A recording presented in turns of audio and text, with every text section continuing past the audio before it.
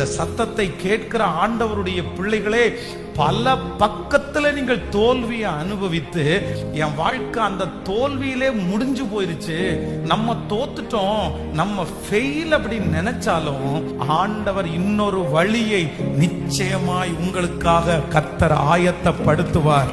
நீங்க முயற்சி எடுத்த 90% காரியங்கள் தோல்வி அடைந்திருந்தாலும் என் தேவனாகிய கர்த்தர் உங்களுக்காக ஒரு புதிய வழியை கர்த்தர் திறந்து, புதிய பாதையை திறந்து, உங்களுக்கு அனுபவமே இல்லாமல் உங்களுக்கு தெரியாத அந்த பாதையிலே நான் நம்புகிறேன் கர்த்தர் உங்களை ஜெயிக்க பண்ணுவேன் என்று வாக்கு கொடுக்கிறார். உங்கள் தோல்விகள் ஜெயமாய் மாறும்.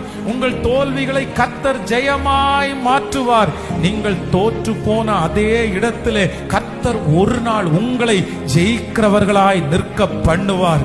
தோல்வி நிரந்தரமானது அல்ல. தோல்வி உங்களுக்காக குறிக்கப்பட்டது அல்ல. கலங்கி போய் வந்திருக்கிற ஆண்டவருடைய பிள்ளைகளுடைய கரத்தை பிடித்து கர்த்தர் வாக்கு கொடுக்கிறார், இல்லை, நான் சீக்கிரமாய் உன்னை ஜெயிக்க பண்ணுவேன். அந்த வார்த்தை உறுதிப்படுத்தப்படுகிறது. அந்த வார்த்தை உங்களை தேடி வருகிறது. ஆண்டவரே, எங்களை எல்லா இடத்திலையும் ஜெயிக்க பண்ணுகிற கர்த்தர் அவர்.